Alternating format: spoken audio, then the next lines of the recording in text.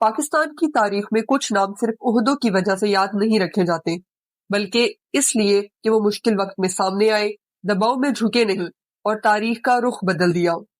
بے نظیر بھٹو بھی ایک ایسی شخصیت تھی۔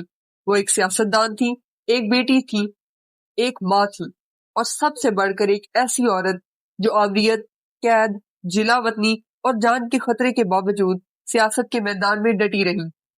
یہ کہانی نہ صرف اقتدار کی ہے اور نہ صرف مظلومیت کی، بلکہ یہ کہانی ہے مسلسل جدوجہد کی۔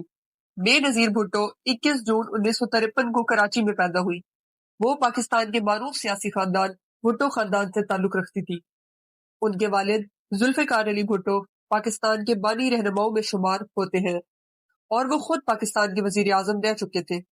یہی وجہ تھی کہ بے نظیر بھٹو کی پرورش ایک ایسے ماحول میں ہوئی جہاں سیاست، اقتدار اور عوامی مسائل روزمرہ گفتگو کا حصہ تھے۔ مگر یہ بھی حقیقت ہے کہ سیاسی خاندان میں پیدا ہونا ہمیشہ آسان زندگی کی ضمانت نہیں دیتا۔ بے نظیر بھٹو نے ابتدائی تعلیم کراچی اور راولپنڈی کے مختلف اداروں سے حاصل کی۔ بعض ازاں وہ اعلیٰ تعلیم کے لیے بیرون ملک گئی، جہاں انہوں نے ہارورڈ یونیورسٹی سے سیاسیات میں گریجویشن کی۔ اس کے بعد انہوں نے آکسفورڈ یونیورسٹی میں فلسفہ، معاشیات اور سیاست جیسے مشکل مضامین میں تعلیم حاصل کی۔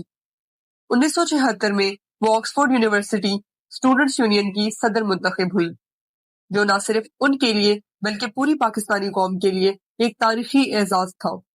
یہ وہ وقت تھا جب دنیا نے پہلی بار دیکھا کہ یہ لڑکی صرف کسی لیڈر کی بیٹی نہیں بلکہ خود بھی قیادت کی صلاحیت رکھتی ہے۔ 1977 میں جنرل ضیاء الحق نے مارشل لاء نافذ کیا اور ذوالفقار علی بھٹو کو گرفتار کر لیا گیا۔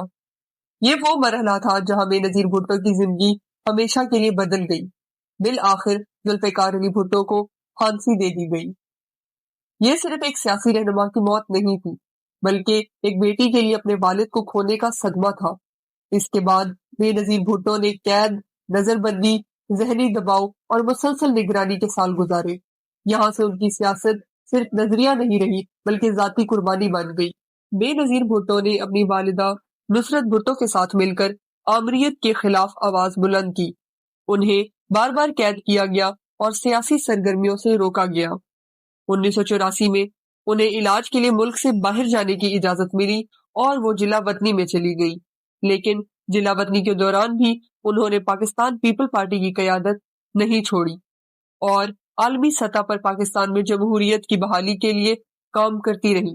1986 میں بے نظیر بھٹو وطن واپس آئیں۔ کراچی کی سڑکوں پر ان کا جو استقبال ہوا وہ پاکستان کی سیاسی تاریخ کے یادگار لمحات میں شمار ہوتا ہے۔ یہ استقبال اس بات کا ثبوت تھا کہ عوام انہیں صرف ایک نام نہیں بلکہ ایک امید کے طور پر دیکھ رہے تھے۔ 1988 میں جنرل ضیاء الحق کی وفات کے بعد انتخابات ہوئے۔ پاکستان پیپل پارٹی کامیاب ہوئی اور 2 دسمبر 1988 کو بے نظیر بھٹو 35 سال کی عمر میں پاکستان اور مسلم دنیا کی پہلی خاتون وزیر اعظم بن گئی۔ یہ لمحہ صرف سیاسی نہیں بلکہ سماجی لحاظ سے بھی بہت اہم تھا، لیکن اقتدار کے ساتھ چیلنجز بھی آئے۔ بے نظیر بھٹو کی پہلی حکومت 1990 میں بدعنوانی کے الزامات کے تحت برطرف کر دی گئی۔ 1993 میں وہ دوبارہ وزیر اعظم بنی، لیکن 1996 میں ان کی دوسری حکومت بھی تحلیل کر دی گئی۔ ان کے حامی انہیں جمہوریت کی علامت کہتے ہیں، جبکہ ناقدین حکومتی کمزوریوں پر تنقید کرتے ہیں۔ یہی وجہ ہے کہ بے نظیر بھٹو ایک متنازع مگر انتہائی بااثر شخصیت رہی۔ 1999 کے بعد انہوں نے خود ساختہ جلا وطنی اختیار کی اور دبئی اور لندن میں قیام کیا۔ 2007 میں قومی مفاہمتی آرڈیننس کے بعد وہ دوبارہ پاکستان واپس آئی۔ 18 اکتوبر 2007 کو کراچی میں ان کے قافلے پر حملہ ہوا، جس میں درجنوں افراد جاں بحق ہوئے، لیکن وہ محفوظ رہی۔ بالآخر 27 دسمبر 2007 کو راولپنڈی کے لیاقت باغ میں انتخابی جلسے کے بعد انہیں قتل کر دیا گیا۔ بے نظیر بھٹو کا قتل آج تک مکمل طور پر حل نہ ہو سکا۔ اقوام متحدہ اور دیگر اداروں نے تحقیقات کی، لیکن کئی سوال آج بھی جواب طلب ہیں۔ بے نظیر بھٹو کی زندگی ہمیں یہ سکھاتی ہے کہ قیادت آسان نہیں ہوتی اور طاقت کے راستے میں قربانیاں دینا پڑتی ہیں۔ وہ ایک ایسی رہنما تھی جنہیں اختلاف کے ساتھ بھی یاد رکھا جائے گا اور جنہیں نظر انداز کرنا پاکستان کی تاریخ میں ممکن نہیں